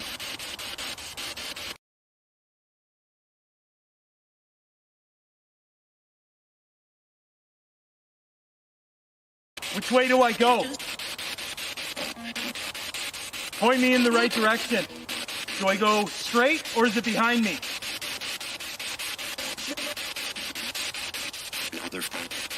The other side. What does that mean? What does the other side mean? Okay, so that wasn't the right clip. That was another clip. But that clip was we were about 200, probably about 200 feet away from the tunnel. And because there's a foundation, the house of the, okay, so part of the story is the girl that was killed in the tunnel. One of the stories is that her parents were going through a nasty divorce. The father set the house on fire. The girl was still in the house. She got severely burned, ran down to the tunnel, and ended up dying from her burns. So we were actually looking for the foundation because apparently the foundation is still there, and apparently the energy coming off that foundation is incredible. So we wanted to find it. Now, you can see there, I was asking, can you help us find it? Because we were looking for the foundation. It said the other side. Well, somebody in the comments, and we ended up finding this out, somebody in the comments said, you guys are on the wrong side of the road. It's on the other side of the road. Oh, wow. So it was telling us that we were on the wrong side. It's on the other side of the road, which it was. We never ended up finding it, but it was on the other side of the road. I've later found out where it is, and I haven't gone back there. But I will say, moments before that, I asked the question, will you help us find it? I didn't send you the clip, but will you help us find it? And on the SB7 I captured, you'll never find it. Jeez. Did you ever find clear it? As day. Clear as, just like that one was. Yeah. It's clear as day. Nice seeing you, Danny. We'll talk soon. Well, I definitely have to talk to you soon. So, but it said, yeah, you'll never find it. You haven't seen that one, Nando? No. I'll send it to you. I'll send it to you. Or I'll show it to you guys after the show. But the actual one that I wanted to show you, it says there's another one from the streaming tunnel there. Let me just, I'm going to get to my email because that's the one that I was talking about, the Class A EVP. That one there would probably be more of a DVP, but let me, I wanted to show because that one's definitely a class A EVP. It's really, really super good. Let me see here. Streaming tunnel. Did I send it to you? I'm sure that I did. Maybe I didn't. I thought I did. Oh, there it is. Oh, no. Oh, I didn't send it to you. I thought I did send it to you. Anyways, there was another one that I captured. I captured as Class EVP. I was standing outside the tunnel, and it actually said, "What's your name?" Wow. Very, very clear. I thought I sent that to you. That's weird. I'm sure I sent it to you. Anyways, it's not showing here. So, but I'll show you guys that. I'll show you guys that that one. That one's really, really super cool. Same to you, Dan. Same to you, buddy. So, what's the other one? Play the Ghost Road flashlight. This one's really, really super cool. And then I'll get you to do the church EVP. Yeah, that one's super cool too. Ghost Road flashlight. I don't think I've got that one. Which one's that one? It says Ghost Road flashlight. No, haven't got that one. It's on them. It's at my end. It says Ghost. It's under Sherwood Forest. No, I'm not showing that one on my end. Have you got that, Nando? No, I've got Sherwood Forest, and then there's none. Yeah, it stops after Sherwood Forest. Really? Yeah. What other ones do you have? I've got Hermitage, Go Check, Church Trapped, Church Keynote, Church EVP, and Abandoned Building to play. Do you have Greenbelt Drive? Nope. Oh, I wonder why some of them didn't come. That's interesting. Okay, so I can show it at my end. Okay. Which one was I going to show? Oh, the flashlight one. Okay. Let me just open it up here. This one is super, super, super, super cool. So basically, Ghost Road. Let me just set it up here. Ghost Road is a road where apparently there's one road going this way, then there's one road going this way, and there's a rock. And Nando, we talked about this not too long ago. A guy who's on a motorcycle that crashed. He hit a barbed wire fence, and he got decapitated, unfortunately, and his head hit the rock. And that's why they say Ghost Road is haunted and the rock is haunted. This particular moment, I was with a buddy of mine. The flashlight that he had was it's very difficult to turn it on. It's not a twisty or anything like that. It's very difficult to turn it on. So he put it on the road. He set it down, and it turned on. I asked the SB7 this question. Let me get it. Let me get the video file. I'm actually going to go to you know what? Let me share it this way. Share screen. There we go. Share.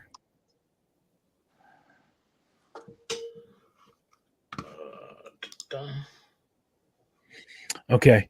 So again, Ghost Road, Rob put his flashlight on the road, and then I asked the SB7 this question.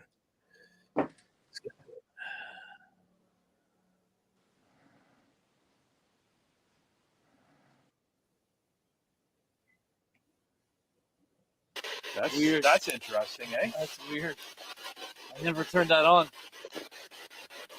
My light just came on all by itself. Did you turn on Rob's light? That was just something there. Yeah. Did you turn on Rob's light? Wow. That was pretty clear, wasn't it? Sure. Yeah, that one's pretty cool. Again, it's one of those. Now, if you heard before, if you before he said sure did, I didn't realize it when I put up that clip or when I put up that video that there was actually something else said before that, and it actually said hello.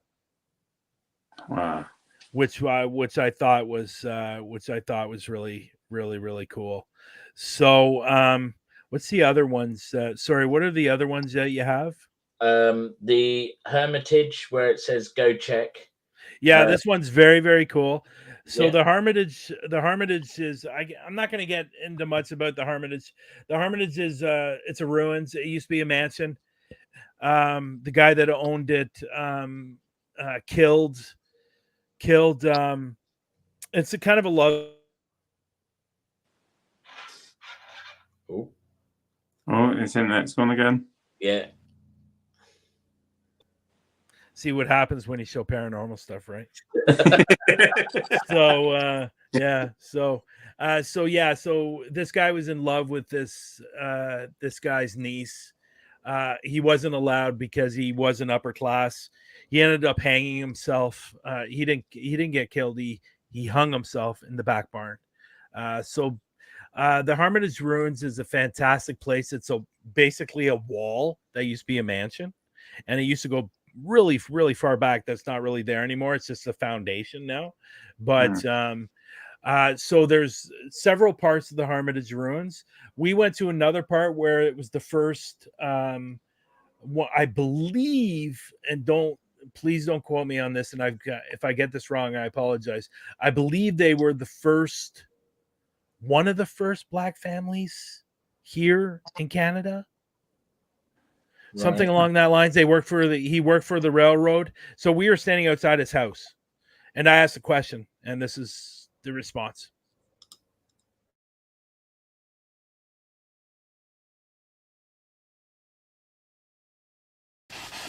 Is there anybody upstairs in this house right now? Check. You want to check? I heard go check. Yeah, I heard go check. Go check? Wow.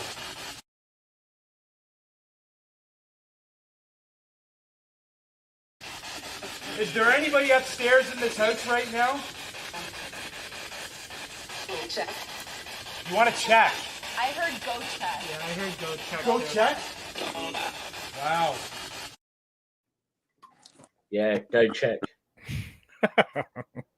Yeah, it's pretty incredible, some of the stuff that you capture off the SB7. And that was obviously I thought I heard something different and what they heard. So when I got home, I checked, and yeah, there it was. Go check. You weren't allowed in the house. You can't get in the house, and it's all boarded up. And I believe it's open during the summer. They allow people to go through, but which I'd love to go through is actually see what's going on inside. It's actually a really, really cool place. It's very, very, very large area, but Hermitage Ruins. And, I got a video up on TikTok that from the Hermitage Ruins when I was with another girl named Amy. We were doing an investigation there, and I captured something pretty great. And I'm not one of those big fans of the necrophonic, and I think it's good. And I think it's bad, but I captured something incredible on there, and it did extremely well on TikTok. Extremely well. I think it got over 100,000. No, just under 400,000 views. Wow. Yeah, on Facebook it got over 100,000 views. On YouTube, I think it's at 68. Yeah. It's a bit disappointing sometimes. It is a bit okay, answer me this question. Because of my other YouTube channel that it's done well. I've had a crap load of views for Miles for Home. They sent me a thing email the other day to become a partner for YouTube in the monetization. Yeah, because they've just lowered all the statistics now, haven't they? You don't have to have. So now you have to have 500 subscribers, and I think it's 2,000 or 3,000 watch hours instead of 4 now. Oh wow! So they brought it down. Yeah. Oh, I didn't know that. So maybe that's why they sent it to me. And I guess for some reason, that channel doesn't go along the guidelines of monetization. Yeah. So I guess there's some things that I still have to do, but it's at almost 19,000 hours of watch time. So, but anyways, okay, next one. What's the next one? Okay, so we've got the church where it says trapped. Oh yeah, this one's good. I was with I was telling my son's friend about this church. Church is awesome. If you guys ever come here, I'm taking you to that church. It's incredible. So I don't know what's going on with this church. I have to be honest. It seems like there's a lot of spirits in this church, but why are they still there? why they still there, and it's puzzling. And I wish I could get the answer why they're still there. But we asked the question. We ask a question, and the response we get is, well, we get it twice. It's pretty cool. Okay, here we go.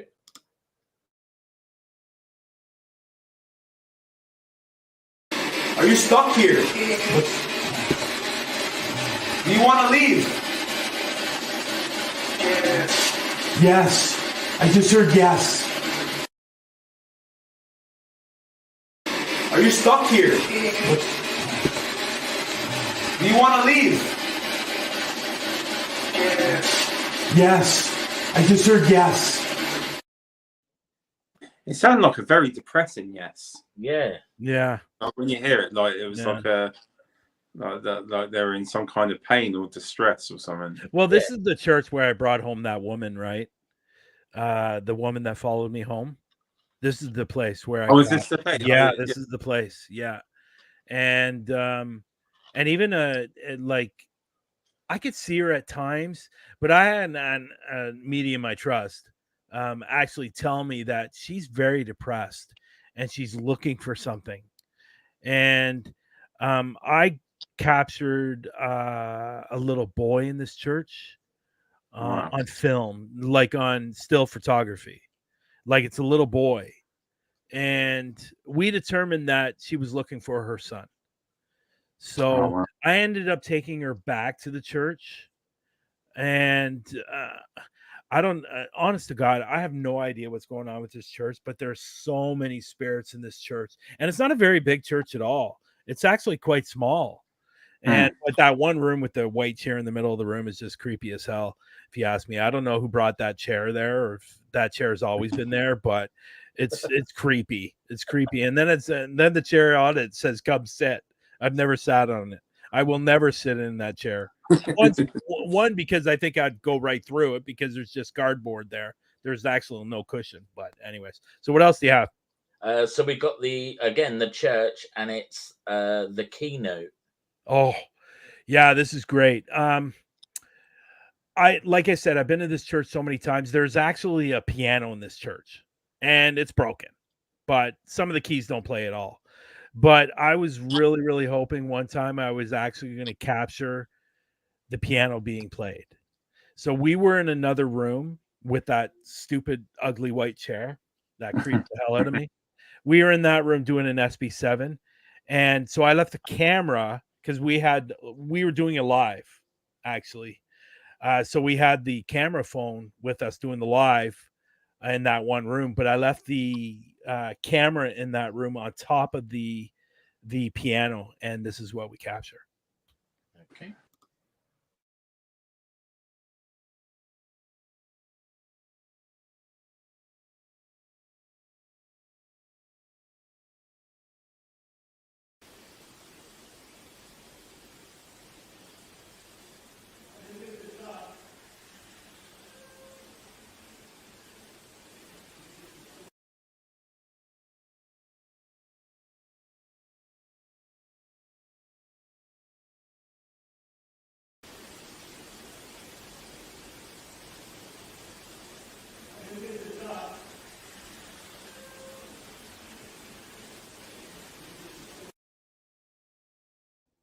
Yeah.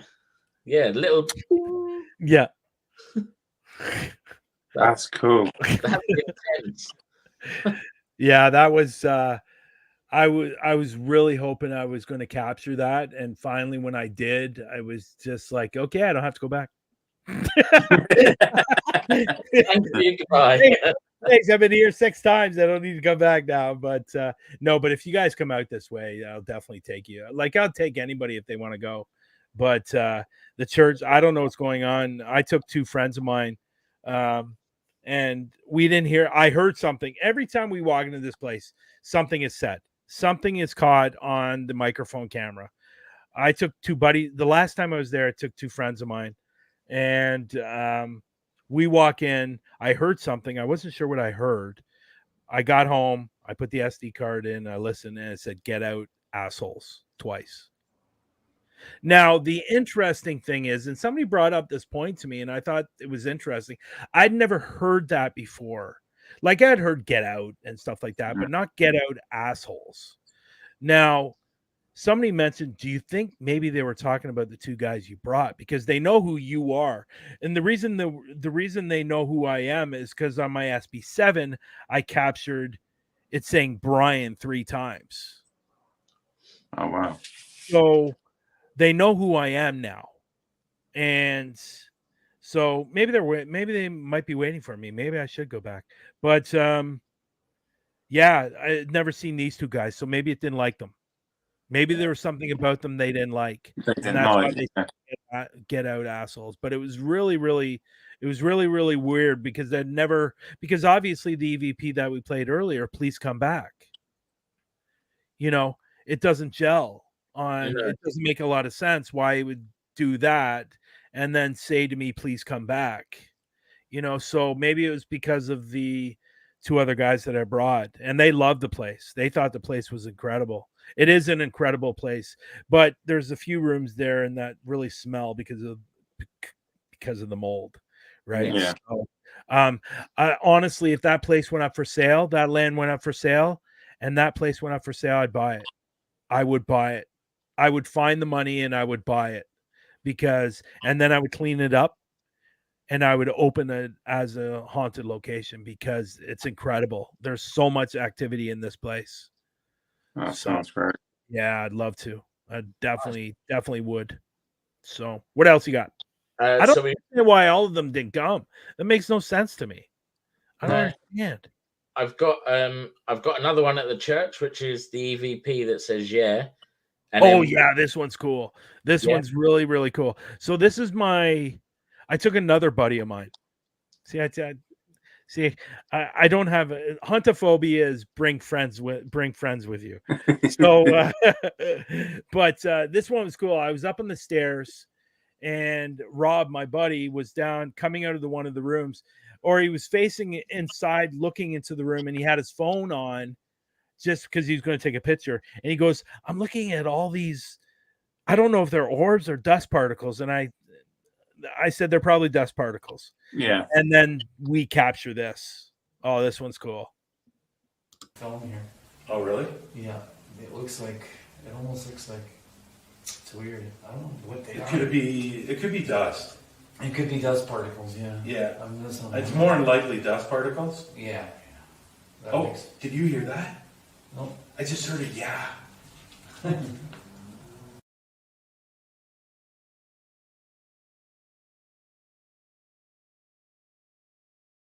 Film here. Oh, really? Yeah. It almost looks like it's weird. I don't know what they are. It could be dust.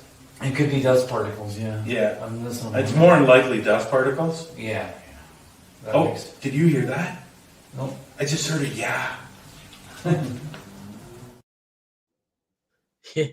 That was clear, and your mate was like, "What?"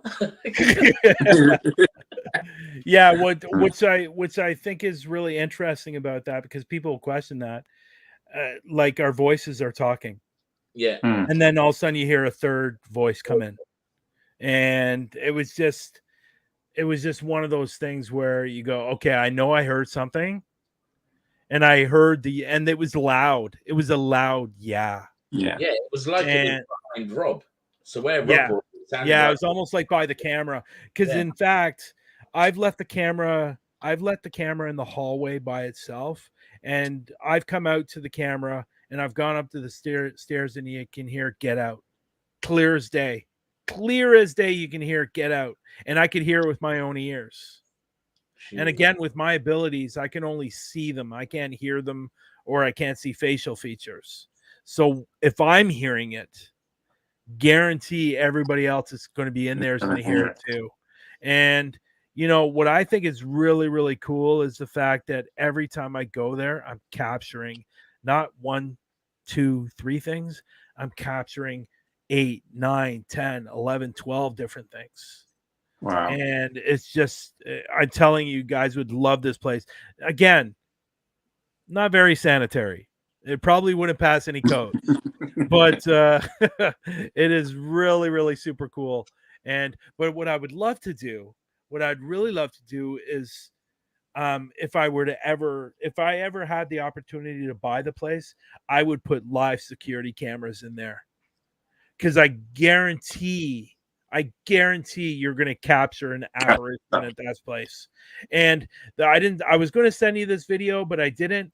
There's another video that I was going to send where we were coming back into the room where the piano was, and there's a book on the piano. That piano was thrown off the piano. Wow. We didn't actually, Jay actually captured it hitting the ground, but you could hear it being thrown. And it's just, the place is cool, man. I'm telling you, I would put up security cameras in that place and let it ride. Just let it ride and just let it ride, because I guarantee you're going to capture an apparition. Because I captured a picture of a boy apparition in that place. You can see you can see the boy's head. Oh, that's cool. It's on Instagram. I think I put it on Instagram. But no, just an ultimate cool place. I love that place so much. I'd love to have the opportunity to buy it. And from what I understand, it's under the Historian Society, I believe. I'm not sure about that, but I would definitely, again, if I could, I would. That'd be great. Yeah, great location to have on the Global Ghost Hunt. Yeah, but the problem is you kind of have to sneak on sneak into the place. Yes. That's cool. The back door's open, which is the bathroom, which leads into the church. So you're not it actually says no trespassing. Sorry, people. I trespassed. So you could imagine Global Ghost Hunt Live, halfway through, CEO gets arrested for trespassing. Yeah, but the good thing is, the time you go, there's nothing, like there's a car dealership right beside it, and then the other side there's a house, and I think it's one of those houses that nobody lives in. Like they probably only spend a little bit of time there. Other than that, there's nothing else around, so it's not like you're going to get caught. No. So you're definitely not going to get caught because there's nothing around, and when we go, the car dealership's closed. So yeah, but we've got one more clip. That's the abandoned building. What does it say beside it? Doesn't, just says abandoned building. Okay, so I think I know what this one. If I'm wrong, I'm sorry, folks. But this is the abandoned paper mill, I believe. Let me just take a look. Abandoned building. I'm not sure what it is, so you might as well. Oh, it's the abandoned. Okay, I know which one it is. It's the paper mill. It's probably about 30 minutes away from me. It's in a town called Georgetown. I've been there a few times. Place is massive. It was a factory. It was a paper mill, and it got closed down several years ago. It's classified as probably one of the more haunted spots, but it's not on the list because you're not allowed actually inside. It's an trespassing. But you know what? But the thing with this place is everybody knows that people go there because people just go in there to hang out, like on the rocks, because it's kind of like in a quarry type of thing. It's really cool. So apparently I went with somebody else, and apparently somebody said that there was a person named George that was either died in the location or is part of the location somehow. So I asked that question, and this is the response I get.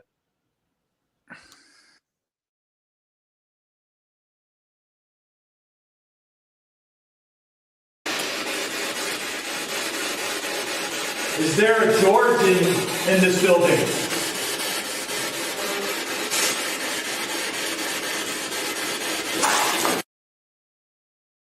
Is there a George in this building?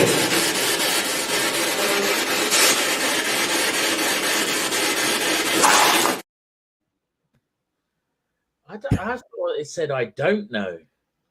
No, that's what it's funny you said that. because originally that's what I thought it said, but it actually, this isn't coming from the SP7. This is actually coming over the microphone camera. Oh, wow. Okay. So, because we originally thought, and I had another camera view, that's why. I originally thought it was coming from the SP7, but it wasn't. It came from the microphone. So it actually just said no.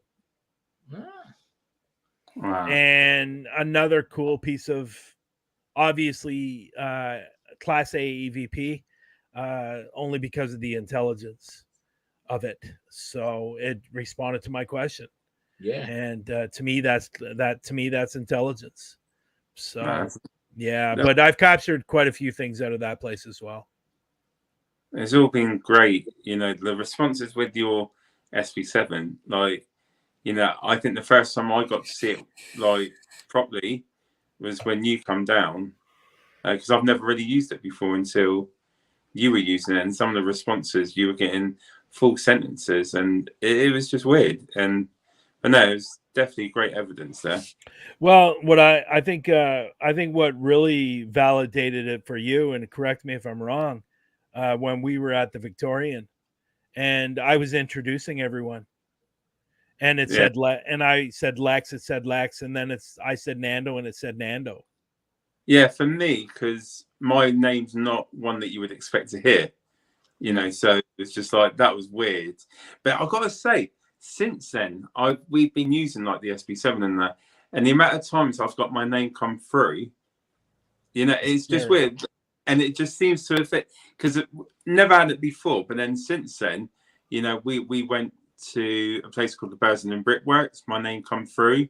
And it's just funny, every so often my name would just come through, and I just tie it up because of the way you did it. But no, it's been Arundel House it did though. At Arundel Jailhouse it came through when Dan was saying, he went round and he said, "Can you say one of our names?" And it said Nando, and we all just was like, "What?"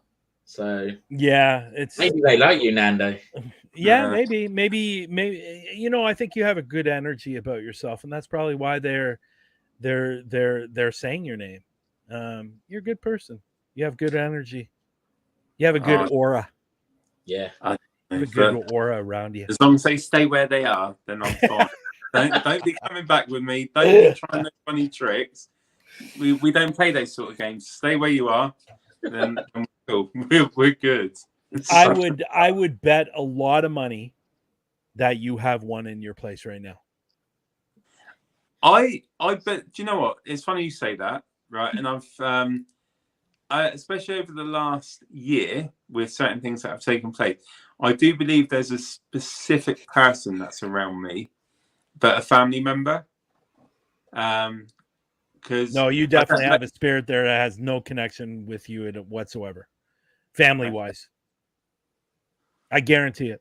Probably the one that was rattling the door when we had our podcast when you interviewed me. Shut up. Well, the one that was scared. I wasn't. If it hasn't done anything, it's just lingering, and that's all it's doing.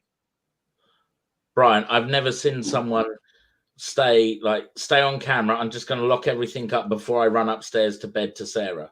He was that scared because the door was rattling. Yeah, no. So what happened was, a week before, during that week, I think it was, I went to my grandparents' grave and their picture had fallen off. And I took it home with me so it didn't break. Anyway, so it was when Rob was on the podcast we're on Portal. Anyway, so we were talking in the background, and I kid you not, the door handle started shaking up and down, like someone was trying to get in. And Rob saw it for himself. So I can hear it, he saw it. And I was like, mate, stay on the phone while I just make sure everything's locked up. Once I made everything sure what everything was locked up, I was like, I'm going to go to bed now. See you later, mate. And then I shut upstairs like that. I was gone. But it was just weird because there was no breeze or anything. And we were talking for about, a good 40 minutes after the show.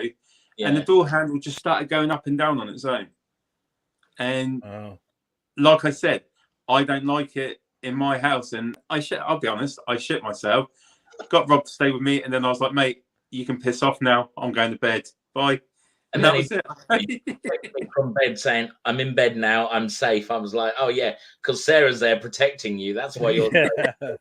But, you know, yeah, it's unsettling. It really is. You don't, like I'm one of those people that, if I go to a location, they can I'm more than happy to converse with them, but that's it. Yeah.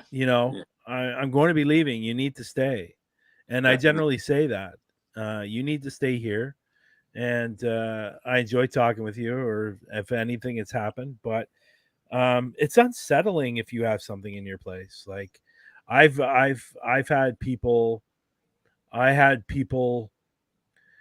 before I moved to Toronto. I lived in a place and I'd been there for like 10 years, and there was definitely somebody in there. There was a spirit in there. And every so often I'd be sitting downstairs and I could hear it walking upstairs. Oh no. And you could hear it walking upstairs. And I had people over and said, "Who's upstairs?" No one. Why is there walking going on upstairs? Unfortunately, there's something here. And it's funny because they don't stay much longer after that. And I was always going, why are you leaving? You said you're going to be here for a while. No, I gotta go. I got something to do. Yeah, okay. So you that's one way to get rid of people if you want them to leave. Yeah, that's a good way. So, no. But yeah. Perfect. Cool. Well, thank you very much. Wow, it's been all that 2 hours. Wow. Just looking at the time now, it flew by, didn't it? It did, yes. It was That's very awesome. good. Thank you very much, guys. I appreciate actually being your first guest.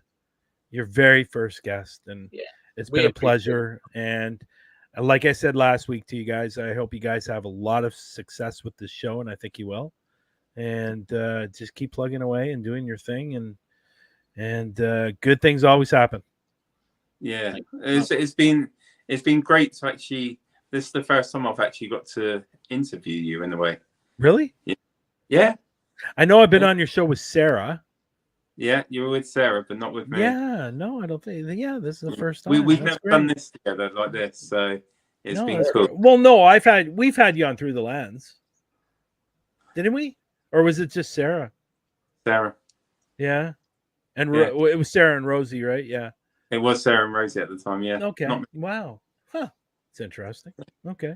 I've had you as a co-host. I know, that's been fun.